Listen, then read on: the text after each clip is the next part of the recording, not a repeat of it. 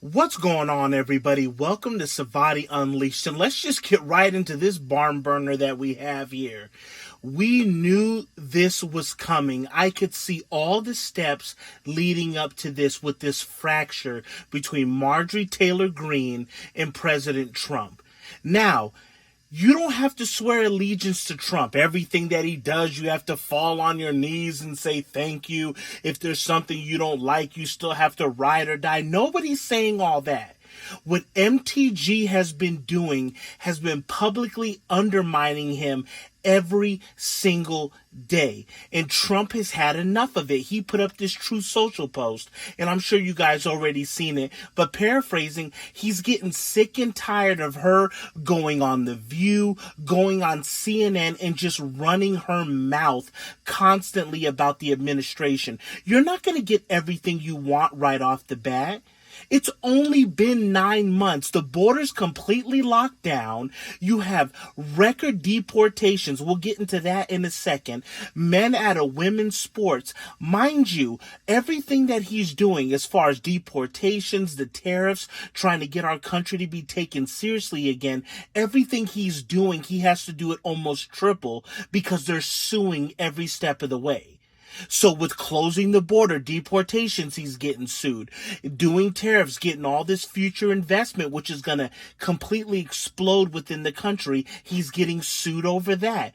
All of these things, all these instances, even keeping men out of women's sports, he's getting sued over that. So you have to fight all that, and then he's going overseas to secure all these deals with South Korea, Japan, China, the United Nations, all of this stuff, UK. He's trying to do all this investment to set up the country for the future. When you bring all these factories in, I believe it like Honda, going to Kentucky, all these people that are basically saying, listen, we are committed to the U.S. We want to build our products in the U.S. All of these factories being opened up is going to create huge dividends for this country. So you have to be able to chew gum and walk at the exact same time. And that's what he's doing. As well as you have all these wars, this nonsense with Gaza and Ukraine and Russia and Palestine. All of this, it's just ridiculous. And Israel, it's just nonstop. You want to get this stuff fixed and rectified so we can just have a complete slate. So he's doing all this stuff, and you have somebody like MTG coming around like she's completely ungrateful for it. Just pointing out everything that's not done to her liking. And that is where you could see Trump in his message, where he's had enough. She even criticized him about going overseas too much. So he solidifies all these things. Then he's securing investments, trying to make peace deals, trying to get all this stuff with Azerbaijan and India and Pakistan, all these fights. He wants to get everything ended as well as in the Congo, but he's spending too much time over there. And I think that's what the main issue is. He got this win and people are getting complacent. They're eating high off the hog, so to speak. And Marjorie Taylor Greene, let's just show a couple instances what would have Trump come to this point where he said, I've had enough of her. Look at this instance right here where she's standing out in front of the Capitol. Look at these signs all behind her and Thomas Massie that wants to go against Trump at every single turn. And we'll get into the whole Epstein thing and how this all links together. Look at how that looks. Like, say if you were standing up for your wife or something and she got, somebody framed her for murdering somebody or whatever. And there was signs all behind you about she's guilty, lock her up, whatever. You're not going to stand there. Marjorie Taylor Greene had no problem standing there and still trying to implicate Trump 24/7 with this Epstein fiasco. Then check out what she said about the deportations.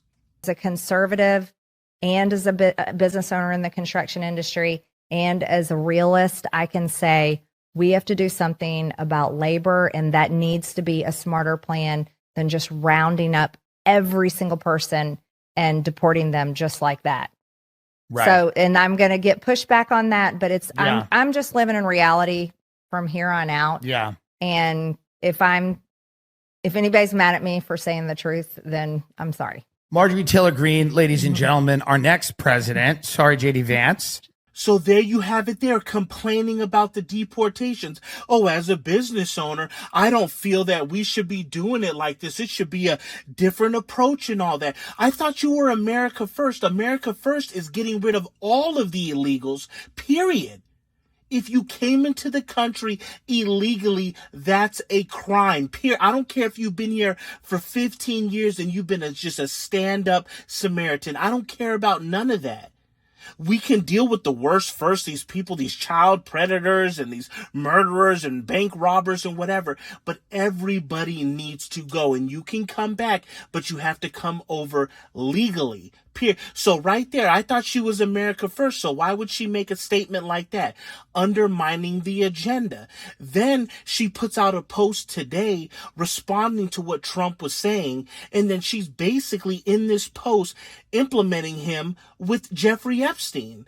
As you read through, and it's a whole long post because she's trying to play victim. She's like, oh, Trump is trying to coerce these people to vote against it. Anybody who's trying to protect a child predator, we should hold them accountable. What does that mean when she's putting that in there? She's trying to say that they march to the same beat.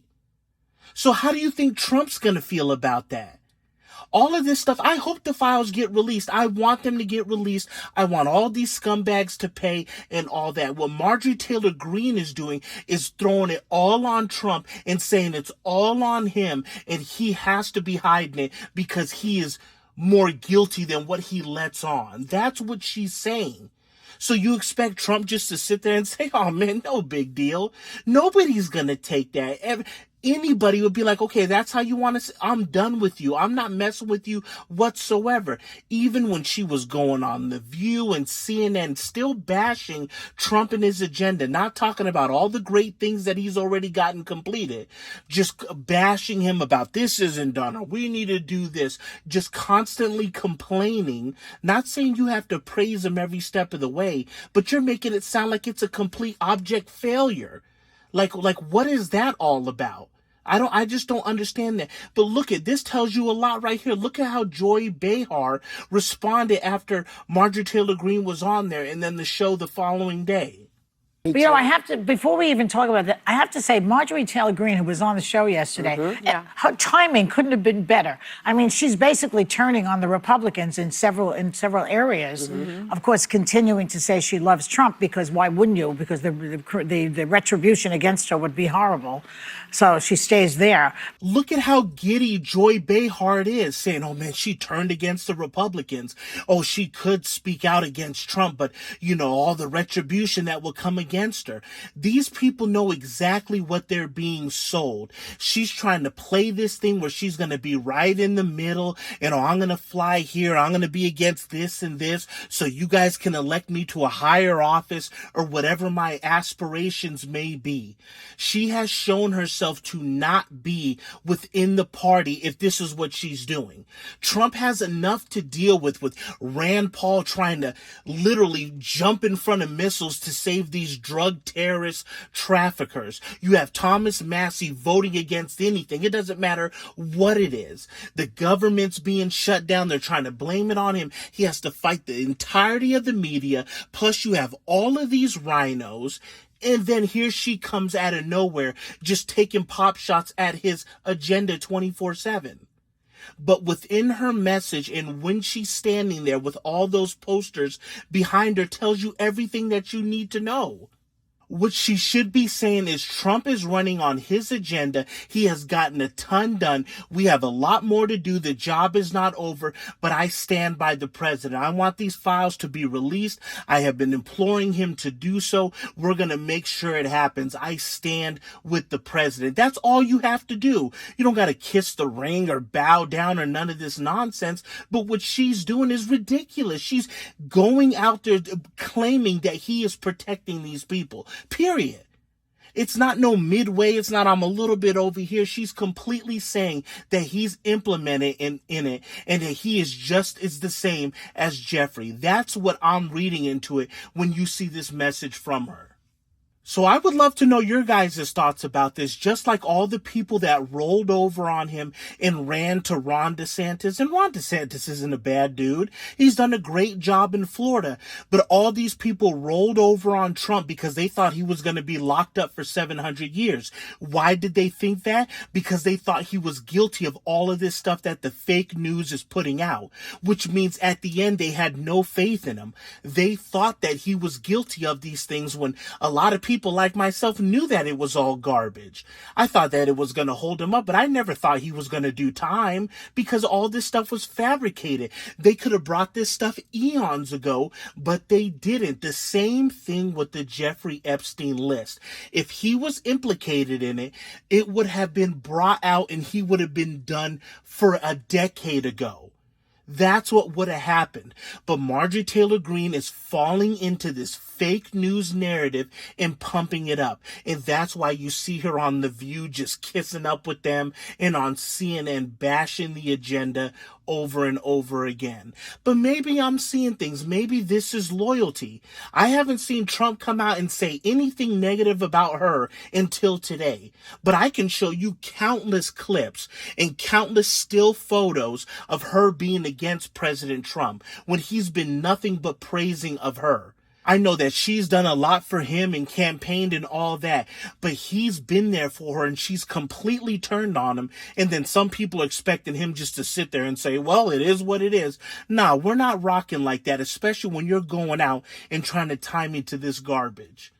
But tell me your guys' thoughts. I would love to hear what you guys think with this. If Trump should just sit back and just allow her to do this, or if he did the right thing saying, I'm pulling my endorsement from you. I'm done with you. Thank you guys for watching. Thank you guys for tuning in. And as always, I will catch you guys on the next one.